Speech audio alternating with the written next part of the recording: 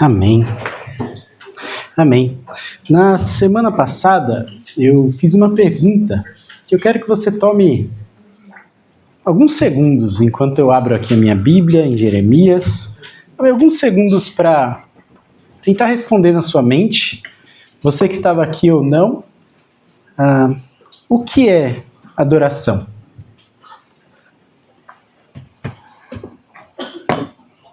O que é adoração? E quando a gente fala de adoração, estamos falando de adoração ao nosso Senhor, obviamente. Eu fiz essa pergunta quando começamos essa minissérie aqui nos livros proféticos, mais especificamente no livro de Jeremias, embora nós ao longo dessas 4 mensagens vamos acabar bebendo aí de um outro profeta, mas principalmente à luz de Jeremias. Eu fiz essa pergunta para que possamos responder com sinceridade. O que é uma adoração verdadeira diante do Senhor? E ali naquela ocasião, domingo passado, eu falei bastante sobre o fato de que adorar ao Senhor não é simplesmente vir aqui ao domingo, levantar as mãos durante o louvor, cantar com a luz apagada. Adoração é algo muito maior e mais profundo. Eu escolhi Jeremias, o profeta Jeremias, para buscar essas informações sobre o que é adoração, porque ele vive num contexto de reta final do Antigo Testamento, uma reta final mesmo, em que Deus está disciplinando o povo. Nesse contexto de Jeremias, ele vive um auge da espiritualidade, falaremos já sobre isso, mas também vê o fundo do poço da nação a ponto deles serem exilados, arrancados da terra em que eles viviam. Então, é ali, naquele contexto de disciplina de Deus sendo derramada sobre o seu povo, que vemos que a nação de Israel, o povo de Deus, nossos irmãos do passado, eles não adoraram verdadeiramente ao Senhor. Por isso é nessa reta final, entre Isaías e Malaquias, que encontraremos mais informações sobre o que é adorar verdadeiramente.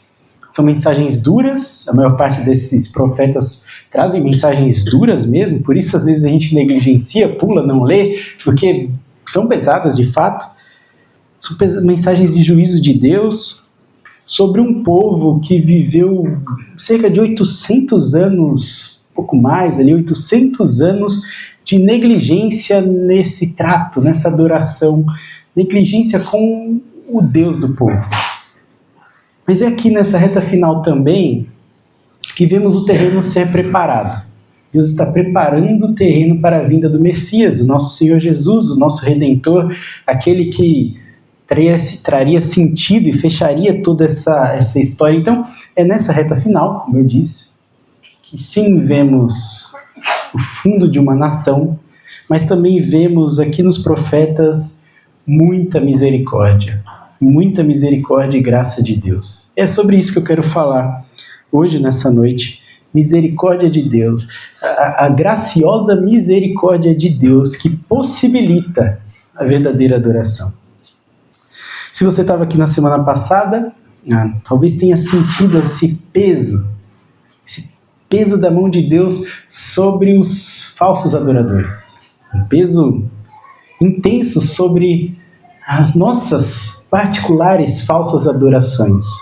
Isso porque, à luz do texto de Jeremias capítulo 7, nós concluímos que a verdadeira adoração, ela não se dá no templo somente. Nunca foi no templo de Israel. A verdadeira adoração, e fomos desafiados a isso, a não vivermos uma adoração de igreja, a verdadeira adoração se dá lá na cidade, lá fora.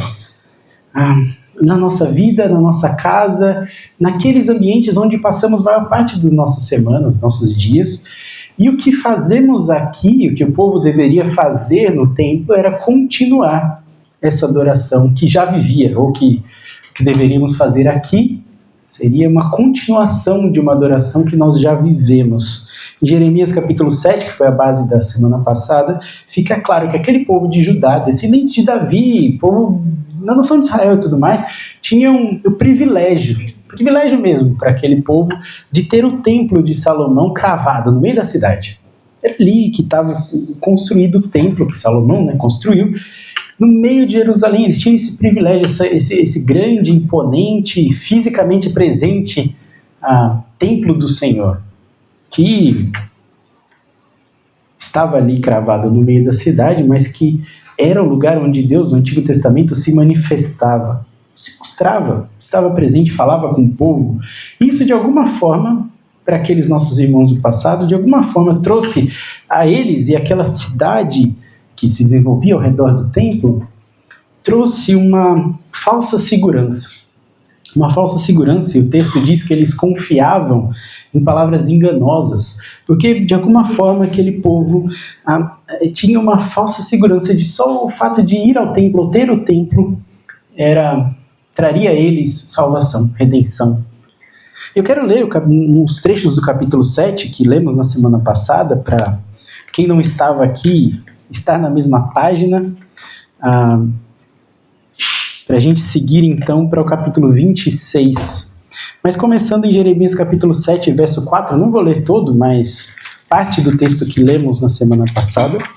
Jeremias capítulo 7, verso 4, a palavra do Senhor diz, né, através dessa exortação que o profeta Jeremias traz ao povo. Jeremias, ao falar isso, ele está na porta do templo, Deus colocou ele lá na porta do templo para gritar para as pessoas que estavam chegando. Ele diz assim: não confiem, verso 4, não confiem nas palavras enganosas dos que dizem, esse é o templo do Senhor, é o templo do Senhor, o templo do Senhor. Eu não sei qual ênfase que Jeremias falava, com qual ênfase que ele gritava, mas imagino que era realmente algo enfático. Ele repete 3 vezes e traz essas pessoas estavam chegando no templo como se ali, somente ali, fosse o verdadeiro lugar de adoração. E ele está dizendo, não confie nessas palavras enganosas, não confie. E ele repete isso no verso 8, lê comigo o verso 8, capítulo 7, verso 8. Ele diz assim: mas vejam, vocês confiam em palavras enganosas e inúteis. Que palavras enganosas e inúteis são essas? Esse é o templo, esse é o templo, esse é o templo. Claro que era o templo, eles sabiam, eles estavam vendo o templo, mas no sentido de, é aqui que está a nossa esperança. E olha o que ele diz no verso 9. Vocês pensam que podem roubar, matar, cometer adultério, jurar falsamente, queimar incenso a Baal, seguir outros deuses que vocês não conheceram e depois vir e permanecer diante de mim nesse templo que leva o meu nome e dizer, estamos seguros para continuar todas essas práticas detestáveis. É uma acusação pesada, séria. Perceba, Jeremias está acusando aquele povo daquilo que eu chamei na semana passada de templocentrismo.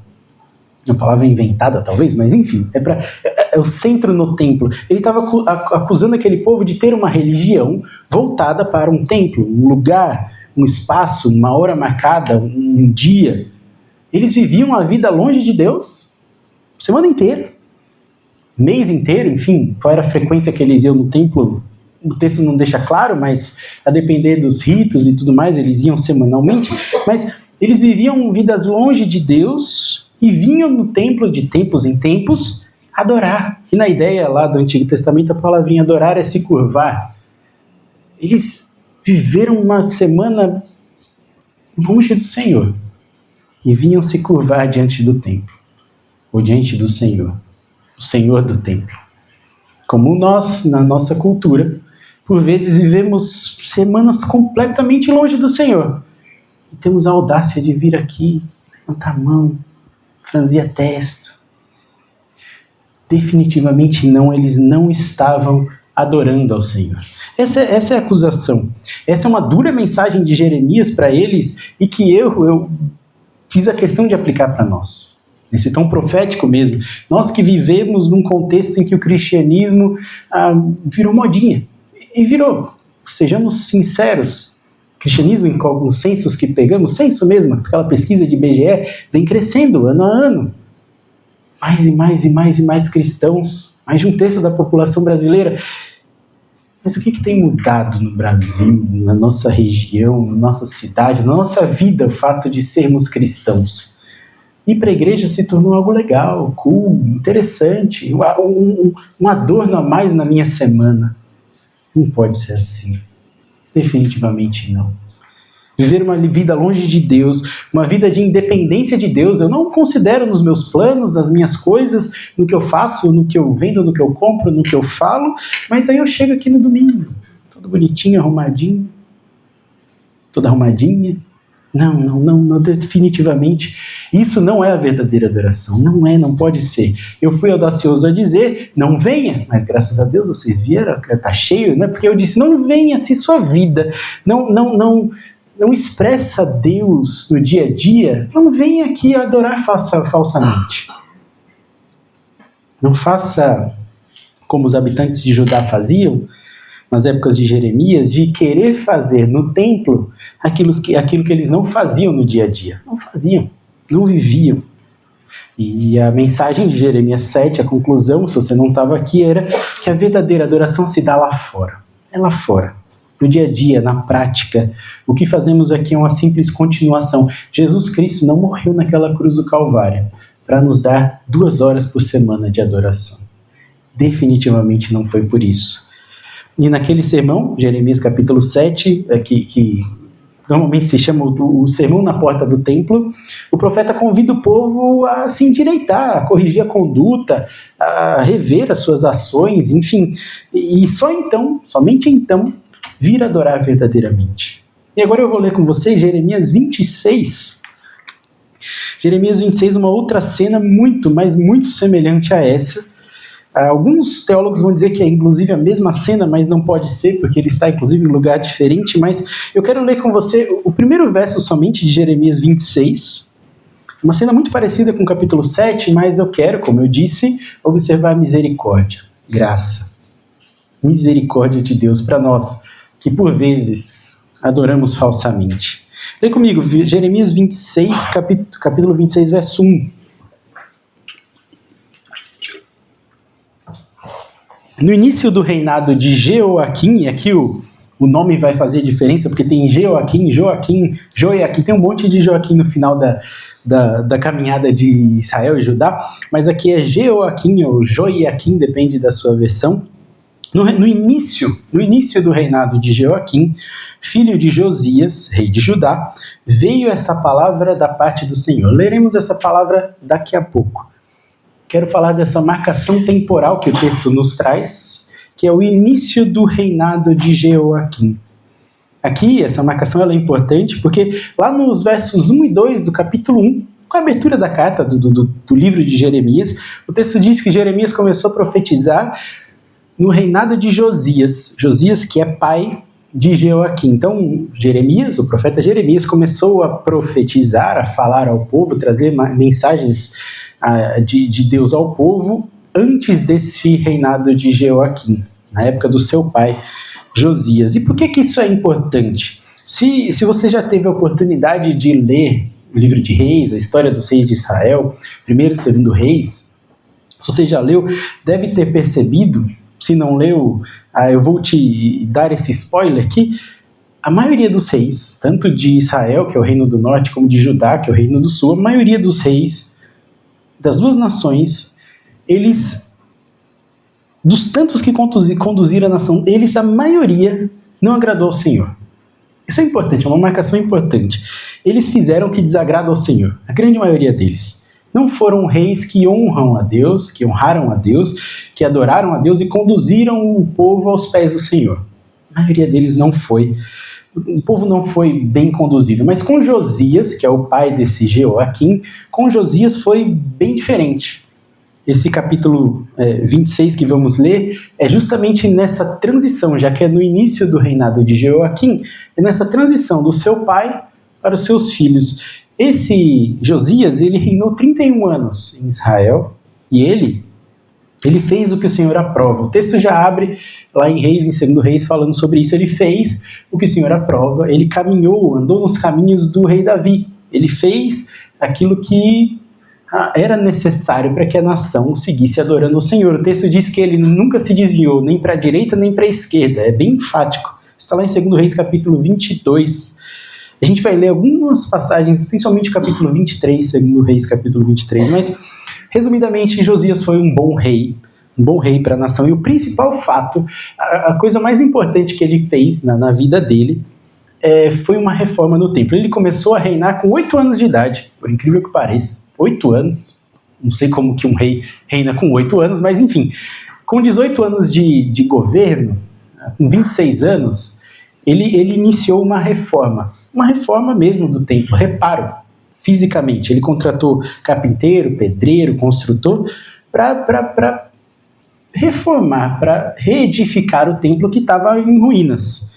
E nessa obra, a obra acontecendo, algo surpreendente acontece.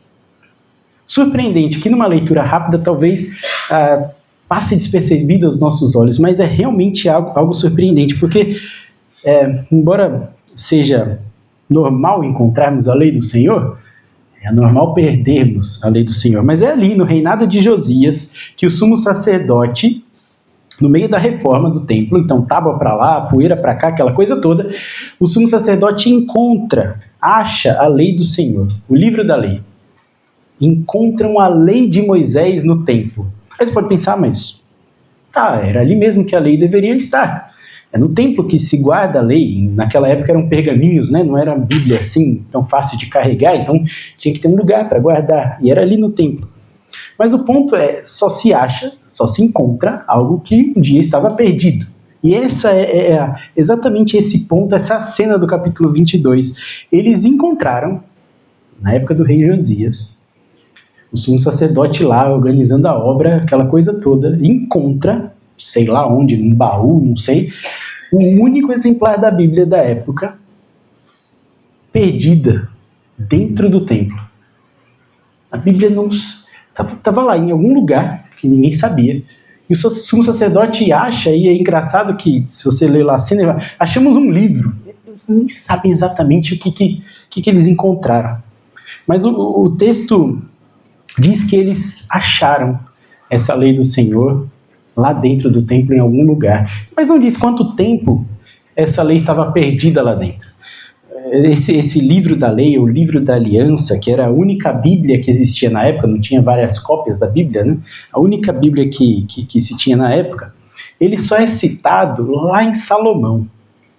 Eu vou tentar ilustrar isso, mas ao longo de todo o livro de 1 Reis e 2 Reis, a gente está aqui no capítulo 22, 23 de 2 Reis, todo o livro de 1 Reis e 2 Reis, se você ler, procurando livro, lei, aliança, mandamento, você vai perceber que não se fala de consulta à lei do Senhor, desde Salomão até Josias.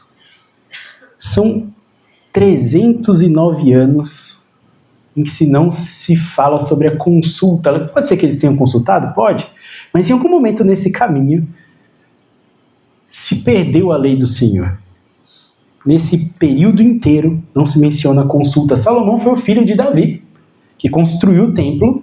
Logo naquele reino, no reino de Salomão, se colocou esse livro da aliança, esse livro da lei lá dentro. Era o lugar de guardar. Eles ficavam no tabernáculo e tudo mais.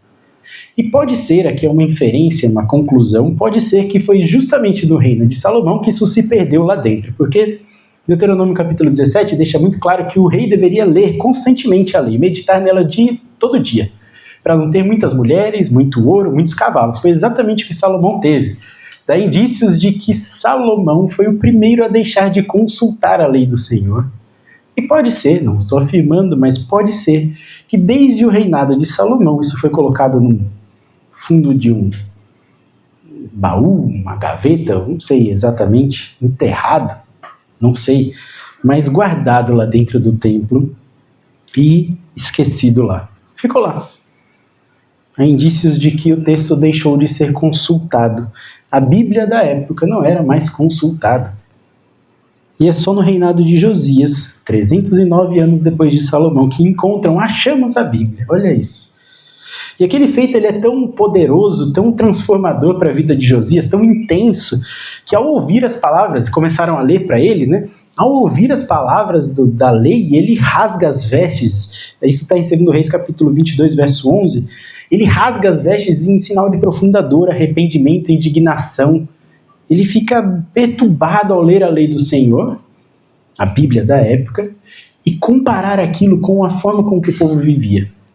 Ele mesmo diz que seus antepassados, os reis que viveram antes dele, não não obedeceram às palavras desse livro. E então, depois dessa redescoberta da lei, dos escritos, da Bíblia, né, ele inicia uma reforma, não mais uma reforma física, agora não é com pedreiro, com carpinteiro, ele começa uma reforma espiritual na nação de Israel. Uma reforma espiritual intensa. Ele renova a aliança do povo com Deus, e aí o capítulo 23 ilustra essa renovação. Quero ler alguns versos com você no capítulo 23. Então, 2 Reis, livro de 2 Reis, capítulo 23. Vou ler os versos 1 a 3 primeiro. 2 Reis, capítulo 23, verso 1, é esse sinal, esse ato de renovação da aliança. Olha isso. 2 Reis, capítulo 23, verso 1. Depois disso o quê? De encontrar a lei, de rasgar as vestes, de iniciar essa reforma. Depois disso, o rei convocou todas as autoridades de Judá e de Jerusalém. Em seguida, o rei Josias, subiu ao templo do Senhor, acompanhado por todos os homens de Judá, todo o povo de Jerusalém, os sacerdotes e os profetas. Todo o povo, do mais simples ao mais importante, na presença deles, o rei leu em alta voz todas as palavras do livro da aliança que havia sido encontrado no templo. O rei pôs-se junto à coluna e na presença do Senhor fez uma aliança, comprometendo-se a seguir o Senhor e obedecer de todo o coração, de toda a alma, aos seus mandamentos, aos seus testemunhos e aos seus estatutos, confirmando, assim, a palavra da aliança escritas naquele livro. Então, todo o povo se comprometeu com a aliança. É gostoso de ler essa parte, essa renovação, e a sequência do texto, inclusive, faça isso em casa, leia com calma o efeito desse encontrar da Bíblia na época. Leia todo o capítulo 23, mas é gostoso de ver Josias, porque ele fica com sangue nos olhos mesmo. Ele quer reformar a nação, reformar espiritualmente. Ele fica irado, muito irado, inclusive, contra toda a falsa adoração. Ele sai quebrando tudo, destruindo postes sagrados, altares que foram feitos para outros deuses. Ele sai destruindo tudo isso, eliminando falsos sacerdotes, médiuns, até túmulo de gente que tinha sido sepultado com adoração a outros deuses. Ele vai lá e mexe, até nisso ele mexe. Ele realmente quer extirpar, acabar, eliminar a falsa adoração ali em Israel. Olha comigo outro pedacinho, verso 21. Ainda do capítulo 23, 2 Reis, capítulo 23, verso 21. Diz assim: então o rei deu a seguinte ordem a todo o povo: celebrem a Páscoa do Senhor. O texto não diz se eles não celebravam mais, se há muito tempo não celebravam, mas dá indícios de que esse ato é um renovo, de fato, nessa nação. Então ele diz: celebrem a Páscoa ao Senhor, o seu Deus, conforme está escrito nesse livro da aliança. Nem nos dias dos juízes que lideraram Israel, nem durante todos os dias dos reis e de todos os reis de Judá havia celebrado uma Páscoa como aquela. Contudo, no 18º ano do reinado de Josias, essa Páscoa foi celebrada ao Senhor em Jerusalém. Além disso, Josias eliminou os médiuns, os que consultavam espíritos, os ídolos da família, os outros ídolos e todas as coisas repugnantes que havia em Judá e Jerusalém. Ele fez isso para cumprir as exigências da lei, escritas no livro que o sacerdote Ilquias havia descoberto no templo do Senhor. Olha o verso 25. Nem antes nem depois de Josias houve um rei como ele, que se voltasse para o Senhor de todo o seu coração, de toda a sua alma, de todas as suas forças, de acordo com toda a lei de Moisés. Esse foi o pai de Jeoaquim. Esse foi aquele garotinho que começou a reinar com 8 anos, mas reinou até os 39 anos de idade, firme no Senhor, sem se desviar para a direita para a esquerda.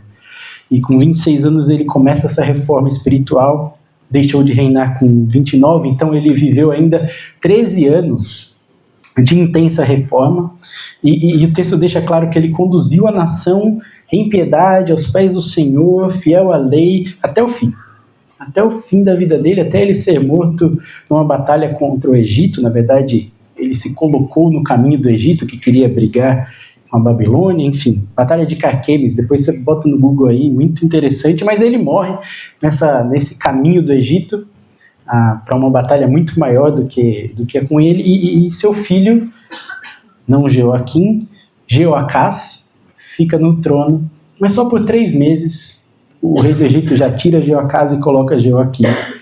Então, o início do reinado de Jeoaquim acontece 3 meses depois da morte do pai, que foi fiel até o último dia, que reformou a nação, que trouxe a leitura da Bíblia para a cena, que eliminou falsos deuses, que é, como eu disse lá no começo, o ápice da adoração verdadeira de Israel.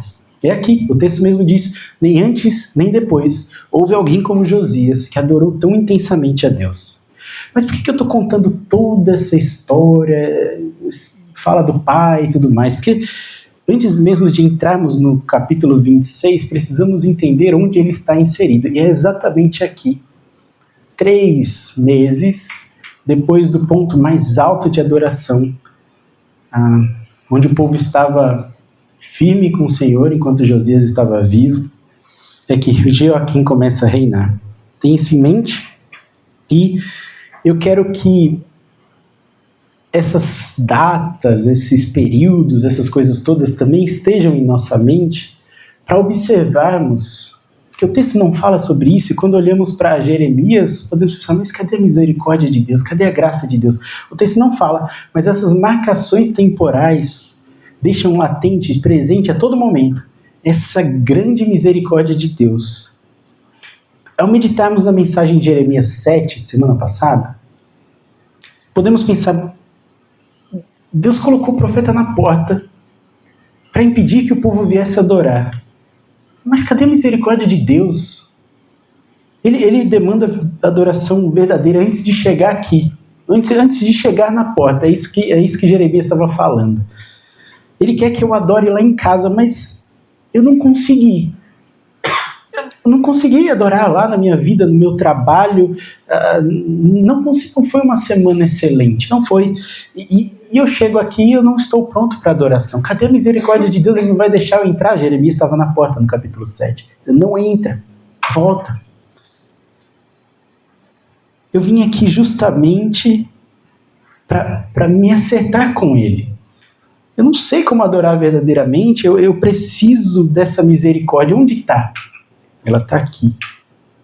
Ela está presente nesse texto, nessas marcações temporais, esses grandes períodos. O povo de Israel chega à porta do templo depois de centenas de anos negligenciando o Senhor. E Jeremias está na porta do templo, acusando aquele povo de não adorar a Deus, 3 meses depois de Deus dar mais uma oportunidade deles adorarem verdadeiramente, de terem encontrado as Sagradas Escrituras, a lei de Moisés, de terem esse renovo, essa aliança, a celebração da Páscoa. Talvez a gente pense, eu quero chegar no templo e ter segurança ali, não quero ninguém na porta me dizendo para voltar. É porque eu não consegui e eu quero me endireitar, mas eu preciso disso. Cadê a graça de Deus no texto de Jeremias? Meus irmãos, ela está muito presente ali.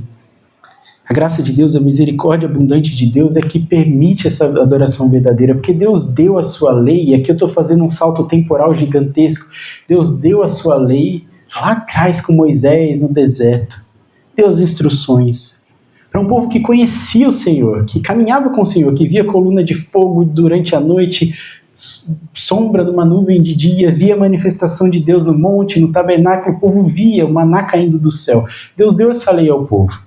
Lá atrás, via Deus agir poderosamente, se manifestar no meio do povo. Deu a lei para que o povo fosse santo. O que o povo faz?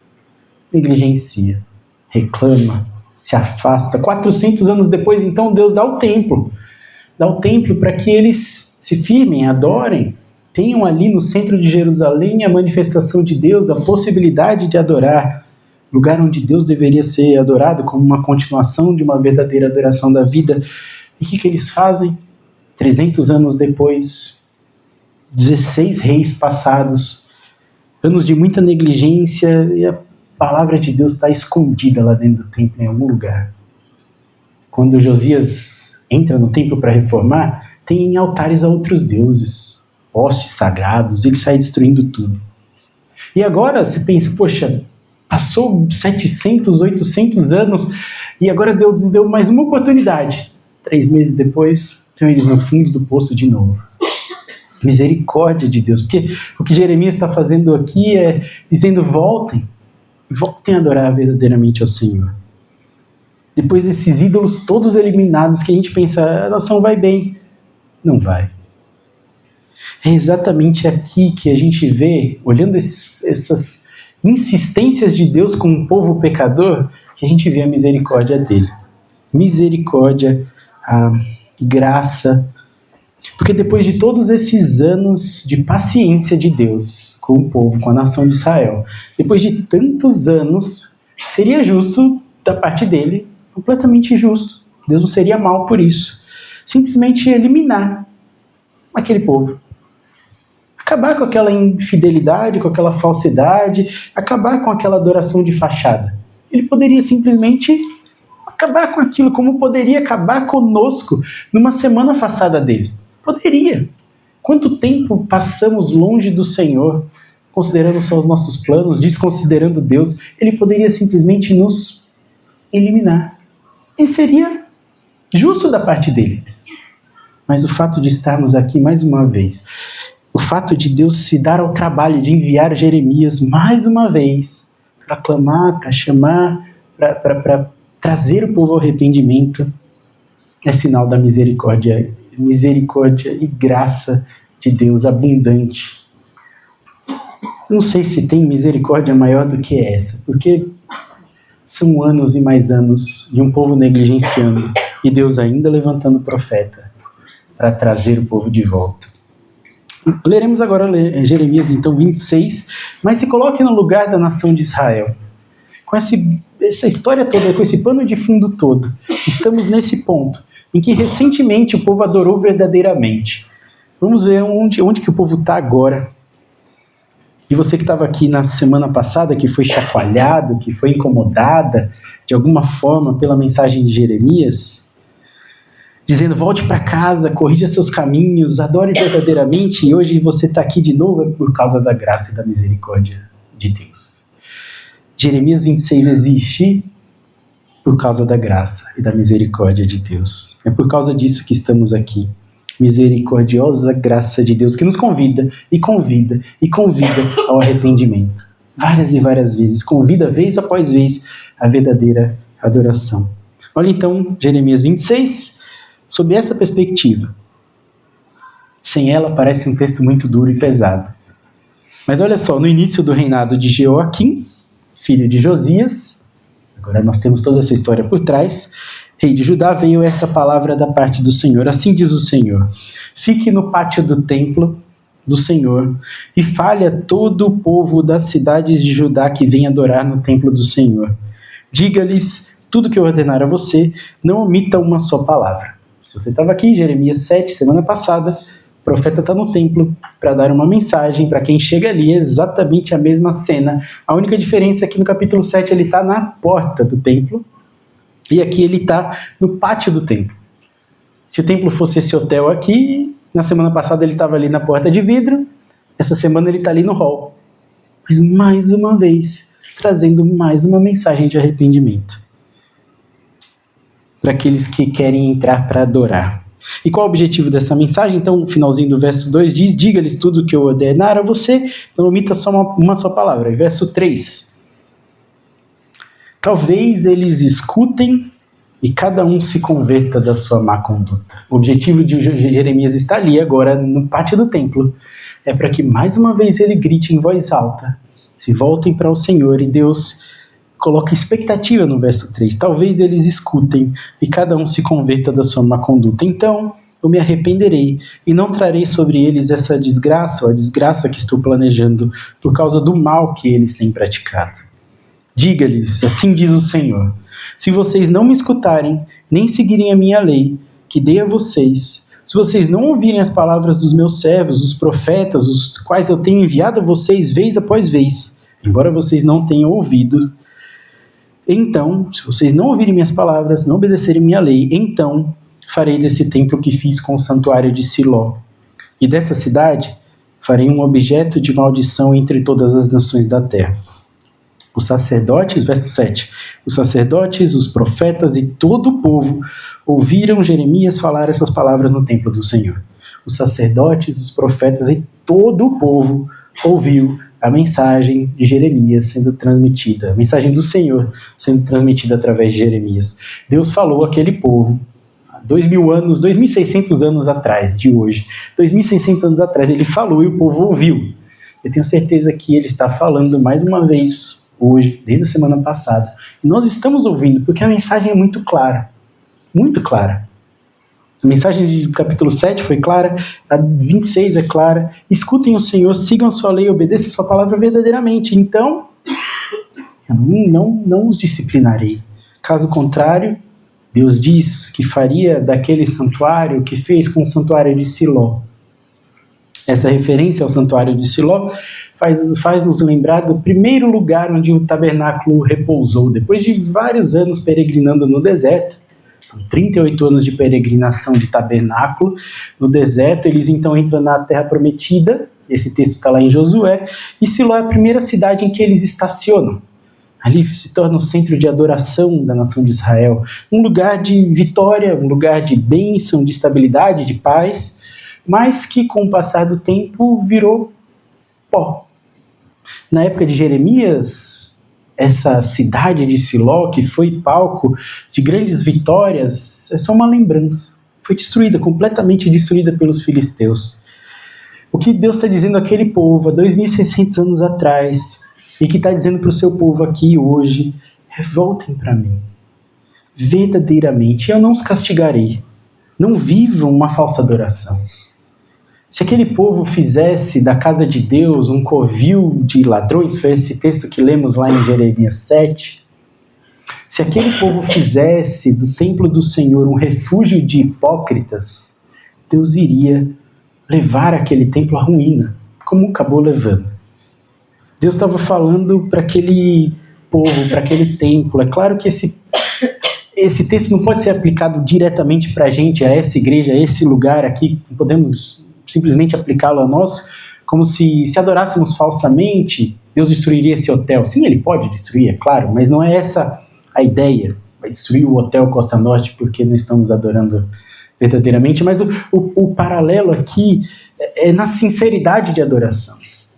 Adore sinceramente. O que vocês fazem quando vem a esse lugar não pode ser um show, um evento semanal, um espetáculo. Definitivamente não pode. Não é isso que resume esse lugar de adoração. Deus quer uma adoração sincera, de verdadeiros adoradores. Senão ele trará juízo sobre templos, igrejas. O Apocalipse fala muito claramente sobre isso, nas igrejas de Apocalipse. Os primeiros capítulos, as 7 igrejas não existem mais. Essa verdadeira adoração é demandada por Deus. Ele demanda dos seus filhos, daqueles que ele criou e fez para a sua glória. Lemos na abertura. Ele demanda essa verdadeira adoração, mas ela só é possível por conta da misericórdia de Deus, que dá mais uma chance para nos alinharmos a Ele e caminharmos com Ele. Embora a nossa semana não tenha sido esplêndida, embora tenhamos falhado inúmeras e inúmeras vezes, embora não tenhamos agradado a Deus da forma que gostaríamos ao longo dos nossos dias, cá estamos. Aqui estamos novamente para adorar, por conta da misericórdia de Deus. É graça dele sobre nós. Ele ainda não nos eliminou como fez com Siló. Graça de Deus. Aquele povo foi assim, anos e anos e anos negligenciando a adoração. Esquecendo a Bíblia no fundo de um baú lá, sabe lá, esquecida. E Deus ainda se dá o trabalho de enviar um profeta para convidá-los ao arrependimento. E mais de uma vez, se lermos Jeremias inteiro, mais de uma vez. Nosso Deus é extremamente gracioso, misericordioso. E é por Ele que estamos aqui. Por causa disso que estamos aqui. Não é pelos méritos da nossa semana. Talvez você tenha ficado assustado semana passada, ouvindo um venha. Graças a Deus veio, porque É pela misericórdia que veio, não é pela sua semana excelente. Você deve ter notado que não é possível agradar verdadeiramente a Deus em todo o tempo. Mas saber disso, que Deus é misericordioso, gracioso, não deveria ser motivo, não nos dá o direito de permanecermos então adorando falsamente. Eu vou só adorar da boca para fora, já que Deus é misericordioso e gracioso, Ele vai continuar enviando profetas para me alertarem, me dando mais oportunidades, uma hora não mais. Uma hora não mais. Essa adoração tem que ser real, constantemente real. Porque um dia a paciência de Deus finda. E não estamos falando do fim dos tempos, não. A paciência de Deus findou com Israel lá em Siló. A paciência de Deus se findou com Israel nessa ocasião de Jeremias. O templo vai ser completamente destruído. Se não adorarmos verdadeiramente, se o que fazemos aqui não é real, embora os percalços da nossa semana existam, se o que fazemos aqui não é real, certamente virará cinzas. Certamente, assim como Siló. O convite de Deus ao vermos a paciência dele, a misericórdia, a graça, é de nos ajustarmos, vendo isso como mais uma oportunidade de nos achegarmos.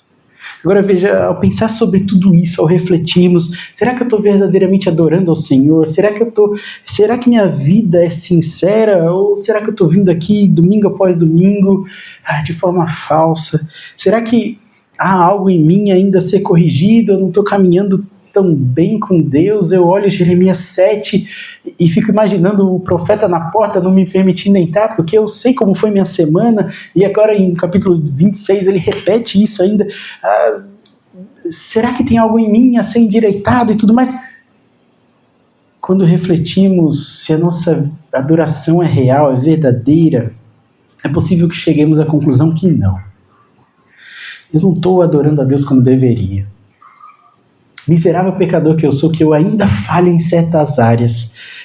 Eu não mereço nem pisar aqui. Antes de você surtar, antes de você entrar em crise com tudo isso e desistir, leia os versos seguintes comigo. Jeremias 26, verso 7.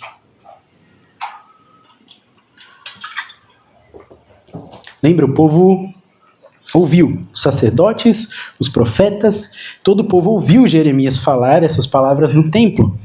Você pensa, eles ouviram mais uma oportunidade de se renderem ao Senhor.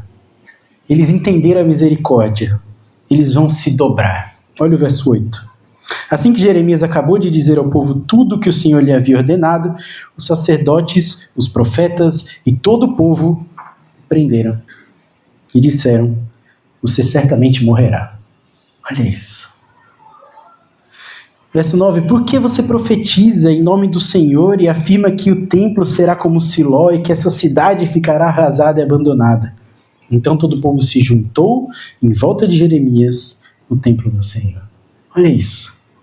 Qual é a reação de quem não adora verdadeiramente? Qual é a reação de quem não tem o coração inclinado à adoração ao ouvir uma exortação? Qual é a reação? Negação. Nega. Recusa ser exortado, resiste de entender que o que tem vivido é falso. Um coração endurecido ouve a palavra do Senhor e resiste. Insiste no erro. Um coração endurecido, um falso adorador, ouve o profeta falando e pergunta: por quê? Por que eu vou ser julgado? Que nada. Não, você está ficando doido, profeta. Eu vou te matar. Eu sou um eleito de Deus, eu sou povo de Deus, ele não vai pesar a mão sobre mim. Você acha? Olha para esse lugar cheio. Olha que adoração tão bela, que louvores que cantamos. Vai cair? Claro que não vai. Que vai morrer você, profeta. Meus irmãos, está aqui um bom indicativo.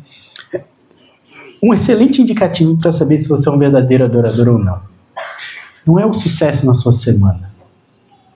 Um bom indicativo para saber se você é um verdadeiro adorador, uma verdadeira adoradora, na verdade, um excelente parâmetro para saber é se a palavra de Deus, quando é lida, a palavra de Deus, quando é pregada, ela te incomoda? Ela te mói? A palavra profética de Jeremias, essa que acusa pecado, essa que confronta a forma com que vivemos, essa palavra do Senhor te deixa sem sono? Ou você acha que é para o irmão do lado? A Bíblia sim tem trechos muito graciosos, muito confortantes, muito animadores, mas ela, na verdade, a maior parte dela, inclusive, tem trechos pesados, como esse que lemos, que nos moem, nos colocam no chão. Quando você ouve que Deus quer mais de você, quando você ouve ou quando lê que Deus deseja de você uma vida santa, de obediência, você se sente constrangido, constrangida mesmo? Se sim, está em um bom sinal de que você vive uma verdadeira adoração. Não perfeita, verdadeira. Mas se ao ouvir tudo isso, você pensa em essa mensagem seria boa para o meu sobrinho. Ele está precisando ouvir isso. É para nós. Se a mensagem te mói, é um excelente sinal de que o que você vem fazer aqui domingo, vez após vez, e misericordiosamente Deus permite que você venha, é uma continuação de uma verdadeira adoração. Que brota de uma vida que não quer viver Deus somente aqui nos domingos, quer viver lá fora, hein? Apesar dos percalços, das dificuldades. Aí você pensar, mas pastor, eu estou tão longe, eu estou tão longe de adorar a Deus a todo tempo, de ter uma vida que glorifica constantemente. Bem-vindo ao time, minha irmã. Bem-vindo, estamos juntos, meu irmão. Essa é a jornada. Sim, estamos longe. Ser como Jesus nesse mundo caído é difícil mesmo. Ainda não somos perfeitos. Mas o fato de desejarmos isso, o fato de querermos agradar ao nosso Deus em todas as coisas que fazemos, nos dá bons indícios de que o que fazemos não é falso.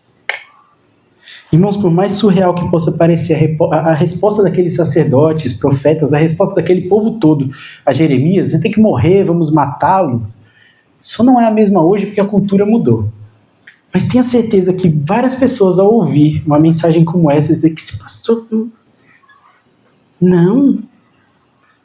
Eu vim aqui para ouvir uma mensagem de conforto, de amor, não. Faz um teste. Tenta confrontar alguém do pecado. Normalmente não fazemos isso, né? Falhamos muito nessa área cristã. Mas tente chegar para alguém que está pecando e falar, meu irmão, minha irmã, isso que você fez não agrada ao Senhor. Faça isso e verás quem adora verdadeiramente a Deus. A pessoa vai querer te matar. Pessoas que não reconhecem quão desalinhadas de Deus estão, dão indícios de que não são verdadeiros adoradores. Pessoas em que a palavra de Deus não tem efeito nenhum. Ouvem, acho que foi uma mensagem boa hoje não. Sei lá. Pessoas que não se sentem constrangidas com o pecado, confrontadas. Pessoas que acham natural desagradar a Deus. Eu estou falando pessoas, pode ser você. Pessoas que acham que está tudo bem eu viver como eu vivo e vir aqui no domingo levantar a mão, essas não estão adorando verdadeiramente. E como eu disse, por incrível que pareça, não são poucos os que vivem assim dentro da igreja. Não eram poucos na nação de Israel. 3 meses depois de Josias morrer, com todo aquele reavivamento espiritual, o povo estava precisando de um profeta para exortá-los de novo. A reação daquele povo, dos profetas, dos sacerdotes, é um exemplo de que o povo estava com o coração tão endurecido que não adiantava falar. Pessoas que ouvem a exortação e ao invés de verem a misericórdia de Deus ali, de verem aquilo como mais uma oportunidade de se achegarem, uma oportunidade de retorno, pensam que aquilo simplesmente não é para elas. Foi assim que eles responderam. Por que, Jeremias?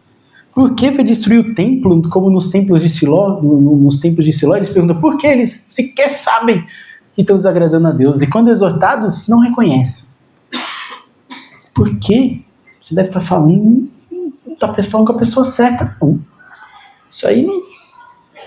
Meus irmãos, se te incomoda ouvir que sua vida precisa ser lapidada, se isso te incomoda, se ao ouvir que é algo que precisa ser melhorado, se isso te deixa aflito, se você sabe que ainda não está no ponto perfeito, que ainda há algo em você que desagrada o Senhor, que se ouvir isso te incomoda, glória a Deus.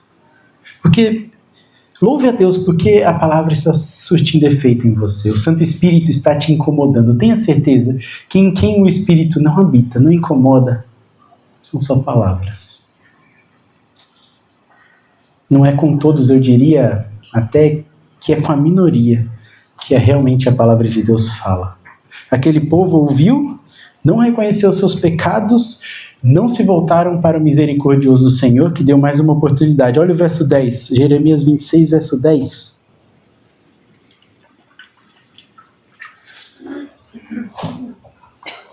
Quando os líderes de Judá souberam disso, foram ao palácio real, do palácio real até o templo do Senhor, e se assentaram para julgar a entrada da porta nova do templo do Senhor. Então os sacerdotes e os profetas disseram aos líderes do povo: esse homem deve ser condenado à morte. Lavraram uma sentença. Eles sentaram à porta, julgaram e disseram: este profeta que trouxe a mensagem do Senhor deve ser condenado à morte porque profetizou contra essa cidade. Vocês ouviram com seus próprios ouvidos. Veja se não há graça e misericórdia abundante nos versos seguintes. Jeremias, porém, disse a todos os líderes de todo o povo: o Senhor me enviou para profetizar contra esse templo, contra essa cidade, tudo o que vocês ouviram. Agora, corrijam a sua conduta, as suas ações, e obedeçam à voz do Senhor, o seu Deus. Então o Senhor se arrependerá da desgraça que pronunciou contra vocês. Mais uma vez, depois da sentença de morte lavrada, Jeremias está expressando, prefigurando, tipificando Cristo Jesus, que é condenado à morte e mesmo assim diz: perdoa, Senhor, eles não sabem o que fazem. Esse verso 13 é a expressão magnífica da misericórdia e da graça do Senhor. Nós não estamos prontos, preparados, não estamos num ponto em que a verdadeira e contínua adoração flui de nós em todo momento. Não estamos. Se você disser que está assim, talvez você seja Enoque, tem que ser arrebatado. Porque não, Deus graciosamente nos convida mais e mais e mais, e hoje novamente, a nos endireitarmos, corrigirmos as nossas condutas, as nossas ações, para que a nossa adoração seja aceitável a Ele. Se você ouve isso te incomoda, saiba que é ação divina. O Espírito Santo de Deus está te convidando, te conduzindo ao arrependimento, ao clamor, ao amor verdadeiro. Viva isso, aproveite isso. Não deixe se escorrer pelos dedos como Israel fez. Não negligencie esse chamado de Deus. Seja lá quanto tempo de caminhada você tem. Não interessa. Se renda a Deus. Se ao refletir se sua adoração é realmente verdadeira ou não, você chegar à conclusão que ainda há algo que te atrapalha, submeta-se ao Senhor. Se derrame diante dele, clame por direção, não seja duro, não seja fria, como o povo de Judá foi.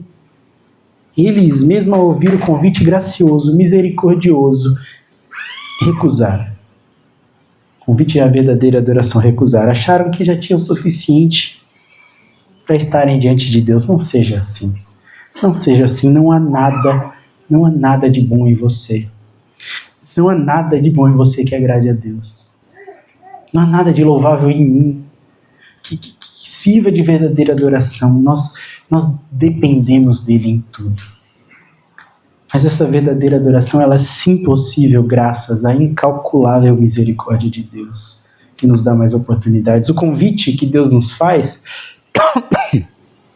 é de voltarmos para Ele, de buscarmos verdadeiramente, buscarmos aquilo que nos falta para sermos verdadeiros adoradores. A exortação do profeta é para pararmos de olhar para a religiosidade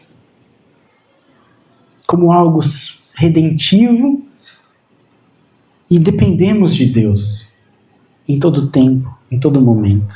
Aquele povo tinha o templo construído bem no meio da cidade, tinha a Bíblia que foi recentemente redescoberta, lida, pregada, ensinada. Eles tinham acesso a Deus, eles tinham tudo nas mãos. Como nós, hoje. Absolutamente como nós hoje. Acesso irrestrito a Deus. Mas negligenciaram os alertas. os constantes alertas, e o fim foi trágico, mas merecido. O Senhor nos chama, através do profeta Jeremias, a ressignificarmos a nossa adoração, a revisitarmos nossos conceitos sobre adoração. E é isso que estamos construindo nessas 2 semanas. Isso é uma construção, tá? Uma minissérie, uma mensagem só. É uma construção, estamos construindo aqui. Essa adoração, ela não se resume a um local, a um dia, a um horário. Essa adoração, ela deve invadir a nossa vida, essa vida, ela pode sim render verdadeira adoração ao Senhor, desde que dependamos da misericórdia e da graça dEle, desde que ouçamos a voz dEle, nos rendamos a esses alertas constantes que Ele nos faz, sabendo que isso tudo só é possível, essa verdadeira adoração só é possível, isso será objeto da nossa 3ª mensagem, 4ª, essa verdadeira adoração só é possível porque ela começa aqui no coração, um coração circuncidado. Falaremos sobre isso na semana que vem. Mas tudo isso que meditamos nas 2 semanas até agora, através de muita narrativa, muita história, é a história de Josias, de Jeremias, é a porta do templo, algo tão vívido. Histórias do Antigo Testamento é assim, são narrativas. Tudo isso se resume a 2 versos numa carta de Paulo. 1 Coríntios capítulo 6, versos 19 e 20. Se você está comigo nas escolas bíblicas, sabe que a Escritura, a Bíblia, ela é uma revelação progressiva, que Deus está contando uma história, que Ele traz muita narrativa no começo, muita contação de história mesmo, real, e as cartas, elas vêm fechando isso. É por isso que Paulo pode resumir tudo isso em 2 versinhos. Olha comigo, 1 Coríntios capítulo 6, verso 19.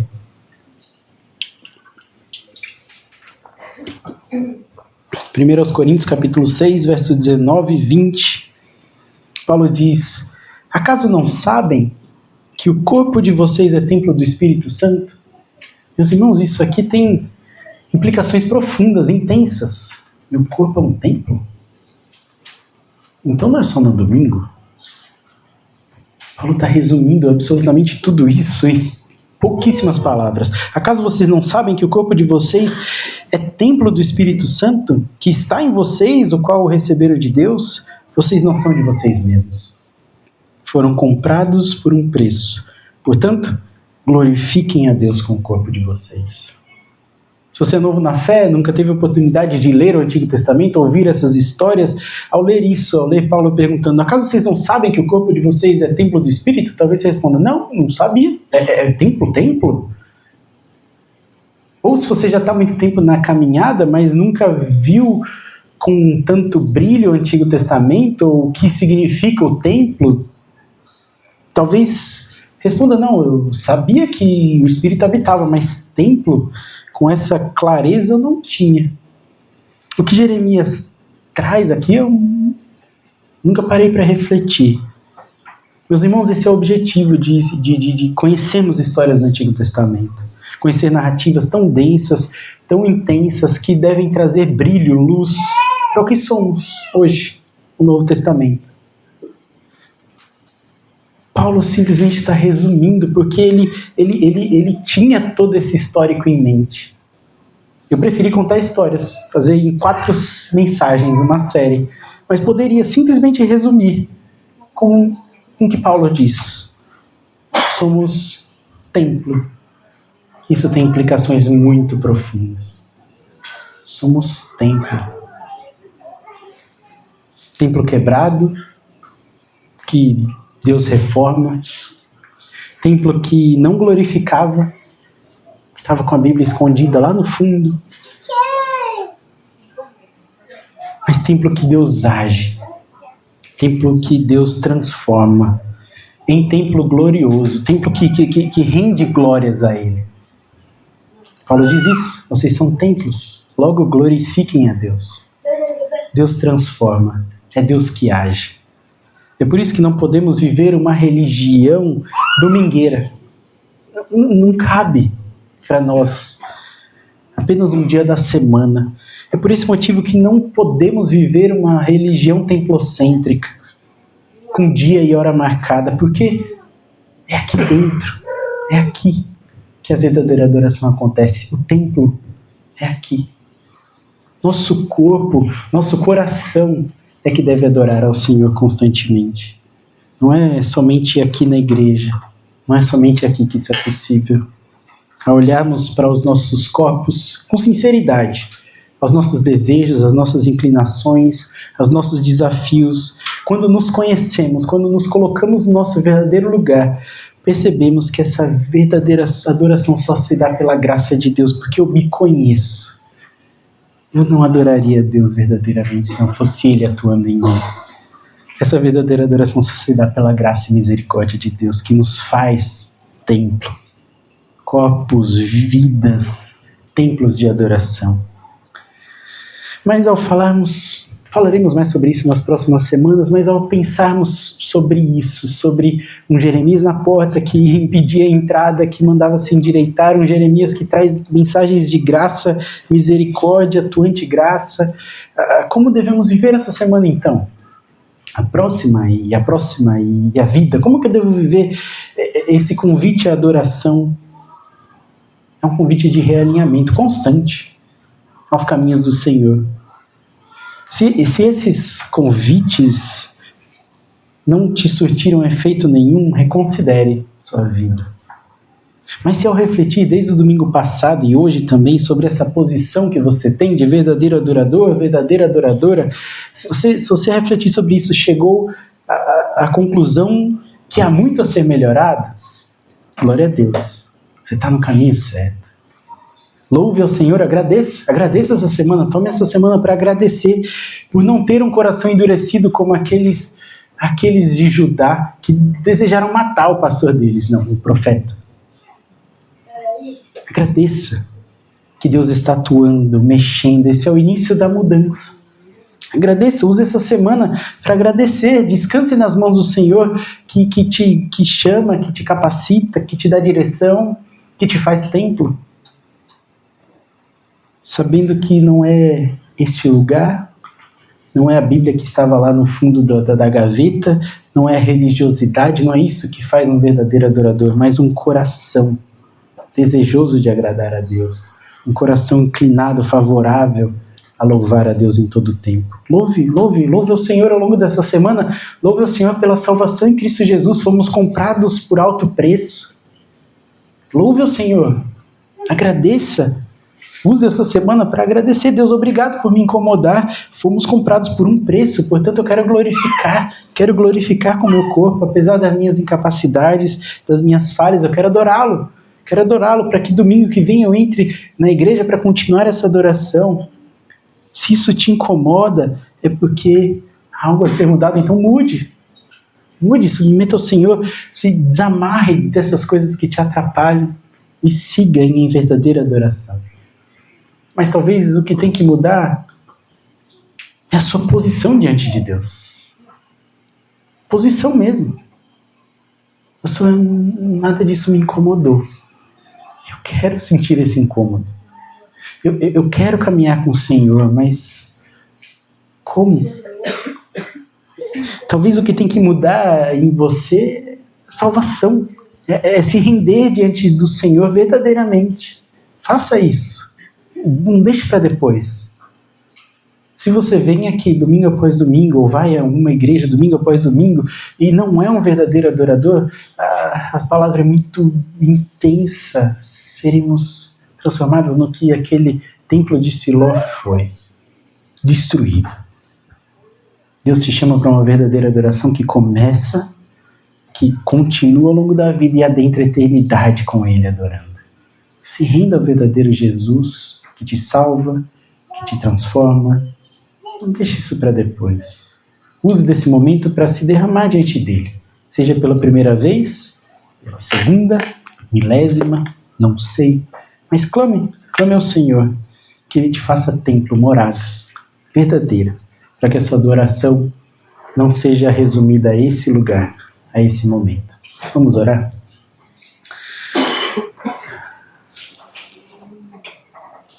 Altíssimo Deus, nós te agradecemos por sua misericórdia, por sua graça. Muito obrigado, Deus, porque apesar da longa jornada que tivemos até esse momento, jornada que te desagradou em muitos pontos, em muitos momentos, o Senhor graciosamente, misericordiosamente nos dá mais uma oportunidade. A nação de Israel, aqueles nossos irmãos do passado, ilustram muito bem o que é a nossa vida.